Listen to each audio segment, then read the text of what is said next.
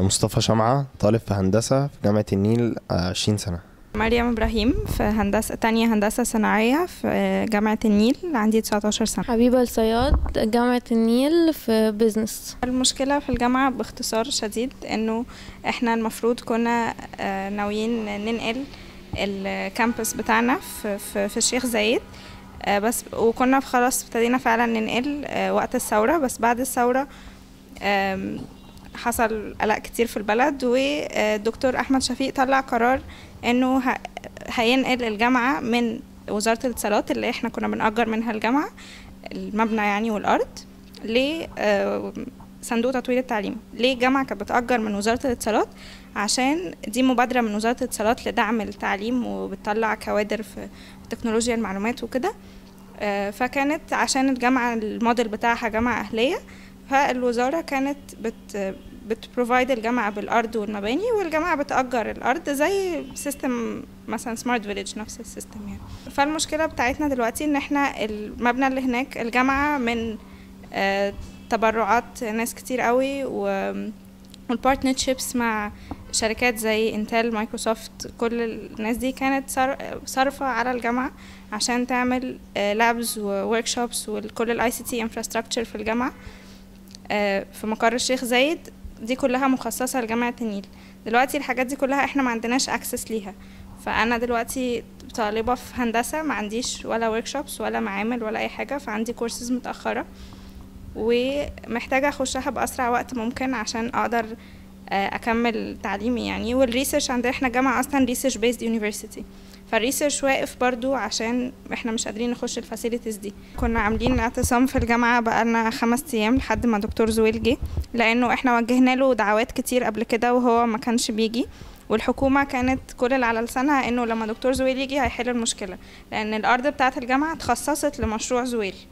فاحنا دلوقتي بقت المباني بتاعتنا اللي هي عامله لنا كل المشكله تبع مشروع زويل، فاحنا كنا مستنيين دكتور احمد زويل عشان نشوف ايه المشكله. فحتى اول لما جه هتلاقوا كل الفيديوز على اليوتيوب كلنا بنسقف له وبنرحب بيه لان كنا متخيلين ان هو هيجي يحل المشكله زي ما الحكومه بتقول لنا يعني. بس هو كنا معتصمين بقالنا 5 ايام فعلا عشان يرضى يجي الجامعه يعني، او عشان حد يعبرنا، لأن كل التصريحات اللي كنا بنسمعها كانت من وزراء أو من الدكتور أحمد زويل نفسه على لسان أحمد مسلماني في الإعلام.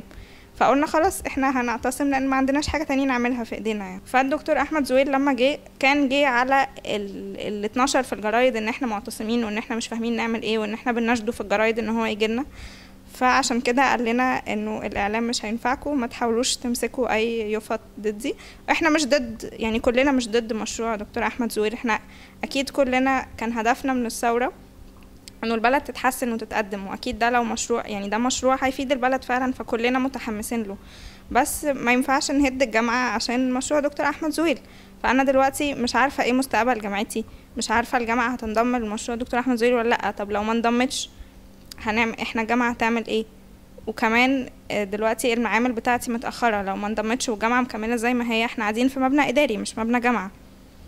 فاحنا مش بنهاجم دكتور أحمد زويل، احنا بس عايزين حد يحل لنا المشكلة. لو الوزراء بيقولوا لنا الدكتور أحمد زويل والدكتور أحمد زويل بيقول لنا مش مشكلتي، طب هي مشكلة مين دلوقتي؟ في امتحانات والجامعة مكملة وكل حاجة يعني بعد ما الدكتور طبعا احمد زويل مشي كله كان فيه يعني كان متضايق وكان فيه disappointment وكده، بس بعديها خلاص يعني لازم كلنا نكمل وكملنا وهنكمل الامتحانات وكده. بس احنا حتى مش عارف يعني لو ناس جديدة عايزة تيجي هيجوا فين او هيجوا ازاي؟ هل هنستنى لحد شهر 9 لحد ما القرار يطلع؟ يعني ما ينفعش. احنا دلوقتي مهددين ان الجامعة ترخيصها بيقول ان لازم يبقى فيه معامل وفيه ورش والحاجات دي كلها لازم تبقى موجودة، فاحنا اتاخد مننا الحاجات دي. دلوقتي في اي لحظة ممكن لو في مراقبين من مجلس الاعلى للجامعات جه الجامعة مش هيلاقي ولا معامل ولا ورش ولا اي حاجة، بس الحكومة هي اللي واخداها مننا. فهم يعني ممكن يقفلوا الجامعة على حاجة هم على غلطة هم اللي عملوها. هو دي حاجة احنا خايفين منها دلوقتي. الجامعة دي احنا ما دخلناها داخلين ان هي دي اول جامعة بحثية في مصر، وفعلا انا التعليم اللي شفته في الجامعة ما بقارنه باصحابي اللي في جامعات تانية بلاقي لا طبعا دي حاجة مختلفة. عشان كده احنا متمسكين بالجامعة، لو كانت زي اي جامعة كنا اول ما حصلت مشاكل كنا مشينا وسبناها يعني. بس هي جامعة مختلفة، جامعة ما شفتش زيها في مصر، ما شفتش نظام التعليم ده في مصر. حتى هو وزير التعليم العالي دكتور عمرو سلامه قال كذا مره انا الجامعه دي جامعه كويسه وما اقدرش افرط فيها، ولازم يكون عندي بدل جامعه واحده زي جامعه النيل 70 جامعه. بقى لها 4 سنين فاتحه. في خلال ال4 سنين دول هي فتحت الاول دراسات عليا، وبعدين فتحت undergraduates اللي هو البكالوريوس، يعني بقى لها 2 سنين. في خلال ال4 سنين دول الجامعه طلعت 700 ريسيرش. الابحاث دي يعني 700 بحث دول منشورين في حاجات جورنالز كتير بره معروفه جدا. عندها طلعت براءات اختراع. الجامعه فيها 40 دكتور كلهم معظمهم مصريين، كانوا بيدرسوا في جامعات بره زي ميامي، هارفارد، نورث ويسترن، امبيريال كوليدج، جامعات كلها من الاعلى 10 جامعات في العالم. الاساتذه كلهم من اول يوم في المشاكل قرروا ان هم هيقفوا ويدافعوا عن الجامعه، لان هم اللي سايبهم جامعاتهم باكيد مرتبات خياليه غير المرتبات اللي بياخدوها هنا في مصر عندنا، كان ان هم عايزين يخدموا البلد. عارفين طبعا دكتور زويل عالم كبير وبحترمه وبحترم المشروع بتاعه طبعا، وكنت مستني المشروع بتاعه ده وعارف طبعا المشروع هيفيد البلد. بس انا فعلا ما تخيلتش ان الرد هيكون كده، ما تخيلش ان هو ممكن يقول لنا كده. بس انا مقدر المشكله ممكن ما تبقاش في ايده، ممكن الحل ما يبقاش في ايده، يبقى في ايد الحكومه، وممكن المشكله اترمت عليه من الحكومه.